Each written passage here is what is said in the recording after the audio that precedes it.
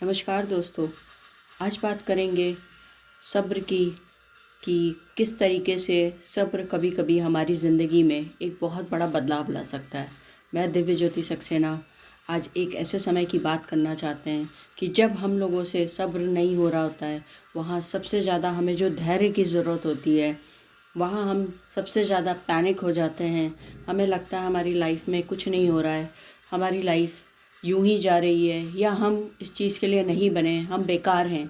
लेकिन हमें ये ना सोचते हुए सिर्फ अपने आगे आने वाले लक्ष्यों पे काम करना होता है।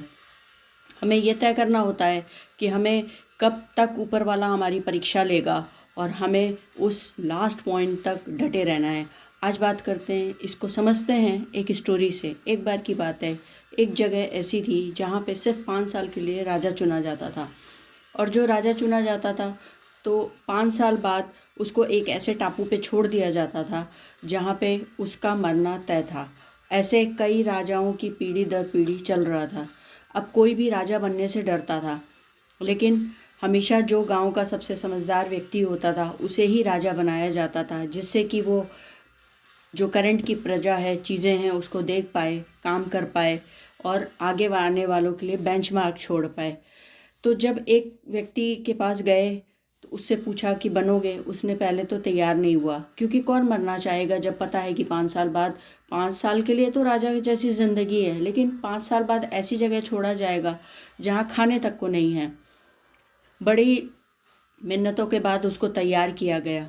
उसने बोला ठीक है, मैं राजा बनने से पहले उस जगह को देखना चाहता हूँ।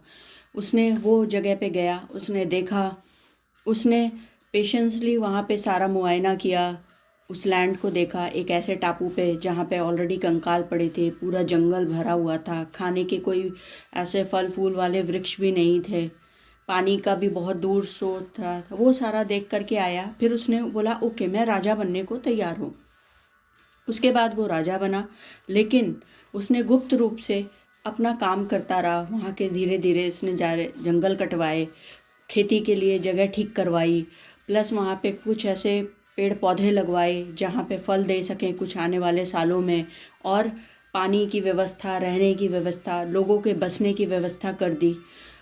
जब उसके वहाँ से जाने का समय आया, उसने अपनी सेविंग भी कर ली और वो खुशी खुशी उस पे जा रहा था। सारे लोग आश्चर्य में थे कि हर राजा यहाँ से रोता हुआ गया, वो क्यों इस तरीके से हंसता हुआ जा रहा है।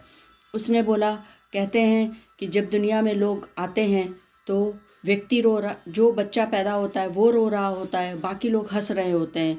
लेकिन अपना काम ऐसे करके जाओ कि जब तुम जाओ तो बाकी दुनिया रोए और तुम हंसते हुए जाओ। तो मैंने वो ही किया है। ऐसा बोल करके वो उस देश से निकल गया, और जिस टापू पे उसने अपनी सारी की सारी व्यवस्थाएं कर ली थी और अपने पूरे 5 साल को सब्र के साथ उसने व्यतीत किया कि उसका अच्छा समय आएगा, वो वहाँ जा कर के एंजॉय किया, अपने परिवार वालों को भी बुलाया और अपनी बाकी की ज़िंदगी उसने वैसे कर पाई जैसे वो करना चाहता था। उसने अपने सब्र के साथ अपने ब्रेन का भी इस्तेमाल किया, अपने संसाधन का भी इस्तेमाल किया, भगवान का धन्यवाद दिया उस अपॉर्चुनिटी के लिए कि उसको राजा बना करके और आगे की ज़िंदगी अपने परिवार के साथ रहने के लिए और अपनी सेविंग्स के साथ अच्छे से जीवन बीतने के लिए और पूरी ज़मीन देने के लिए। लेकिन उसको इस 5 साल का वेट करना था। उसका समय आया और उसने उसी हिसाब से काम किया। ये कहानी क्या कहती है, आपको क्या सीख मिलती है, ज़रूर कमेंट में बताइएगा। आज के लिए इतना ही, कल फिर मिलते हैं। Thank you so much.